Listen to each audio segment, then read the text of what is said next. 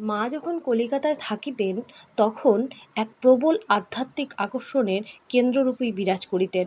সন্ন্যাসী ও গৃহস্থ, শিষ্য ও ভক্ত নরনারীর চোখে তিনি গুরু, ইষ্ট, সাক্ষাৎ দেবী শ্রী শ্রী মা।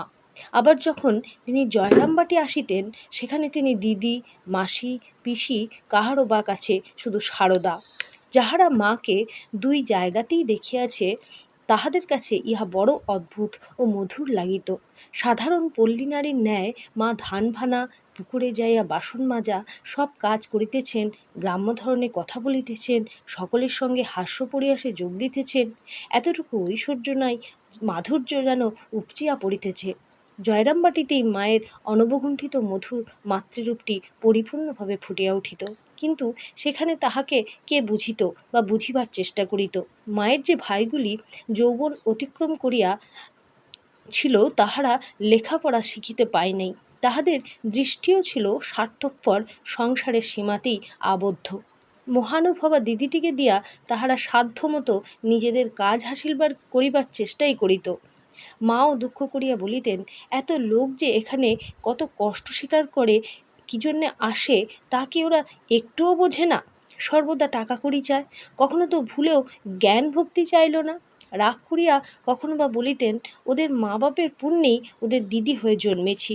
স্নেহের কনিষ্ঠ ভ্রাতা অভয়কে মা কলিকাতায় মেডিকেল স্কুলে পড়াইতেছিলেন, কিন্তু দুঃখের বিষয়, যোগানন্দের দেহত্যাগের অল্পকাল পরেই অভয়া সহসা কলেরায় আক্রান্ত হইয়া ভবলীলা সাঙ্গ করে। মৃত্যুকালে মা তাহার মাথাটি কোলে তুলিয়া লইলেন।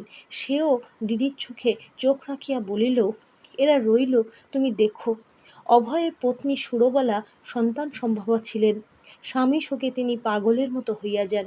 এদিকে মা যখন একের পর এক বিয়োগ ব্যথা পাইয়া সংসারের সকল আকর্ষণ হইতে মনকে মুক্ত করিয়া নিরবলম্বন হইতে চান, তখন ঠাকুর শ্রী শ্রী রামকৃষ্ণ দেব একটি ছোট্ট মেয়েকে সঙ্গে আনিয়া মাকে দর্শন দিয়া বলেন, এ যোগমায়ার অংশে জন্মগ্রহণ করেছে, তোমার মন সংসারে বেঁধে রাখবে।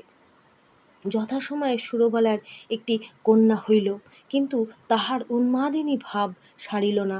একদিন শিশুকন্যা রাধারানী বা রাধু কোলে উঠিবার জন্য হামাগুড়ি দিয়া কাঁদিতে কাঁদিতে পাগলিনী জননীর পিছু পিছু যাইতেছে, অথচ সুরবালার সেদিকে ভ্রূক্ষেপ নেই। ইয়া দেখিয়া মা তাড়াতাড়ি উঠিয়া গিয়া মেয়েটিকে কোলে তুলিয়া লইলেন। এমন সময়ে ঠাকুর শ্রী শ্রী রামকৃষ্ণদেব দেখা দিয়া বলিলেন, এই সেই মায়া, একে অবলম্বন করে তুমি আরও কিছুকাল পৃথিবীতে থাকো।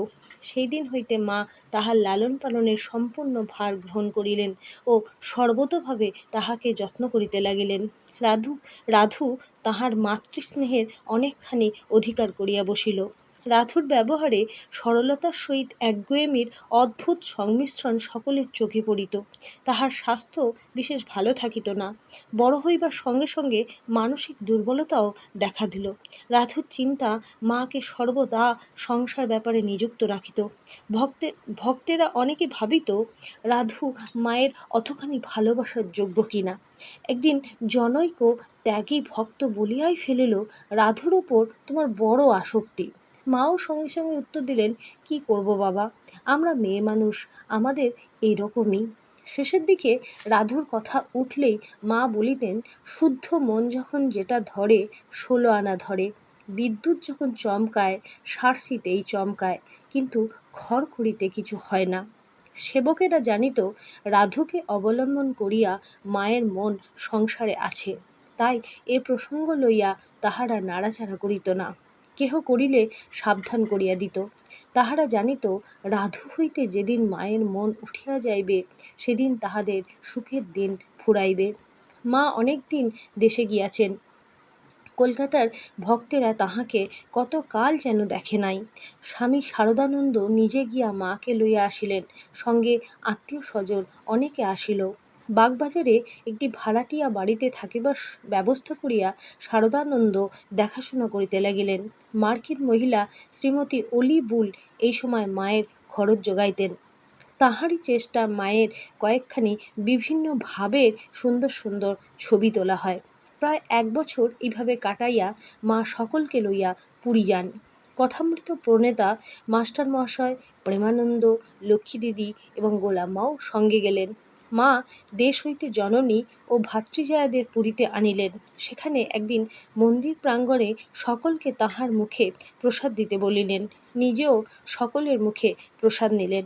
পুরী হইতে ফিরিবার 1 বৎসর পরে জননী শ্যামাসুন্দরী শীতের সকালবেলা কাজ করিতে করিতে ক্লান্ত হইয়া ঘরের দাওয়ায় শুইয়া পড়িলেন এবং কন্যা সারদার মুখ দেখিতে দেখিতে তাহারই হাতে গঙ্গাজল পান করিয়া পুণ্যবতী দিব্যলোকে চলিয়া গেলেন। জননী বিয়োগে মা ডাক ছাড়িয়া কাঁদিতে লাগিলেন। শিশুকাল হইতে সুখ দুঃখের কত কথাই তাহার মনে পড়িতে লাগিল। এখন ভাই ও ভাজদের কি হইবে, তাহারা কিভাবে চলিবে, ইহাই ভাবিয়া আকুল হইলেন।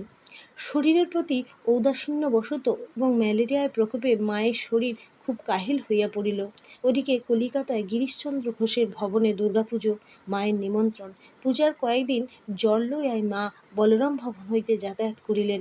মহা নিশায় সন্ধি পূজা। মা তখন আর আসতে পারিবেন না শুনিয়া গিরিশচন্দ্র মনে প্রাণে দুঃখিত। পূজার মণ্ডপে না গিয়া বৈঠকখানা ঘরে বসিয়াই ভাবিতেছেন, মা যদি না আসেন তো কার পূজা হবে।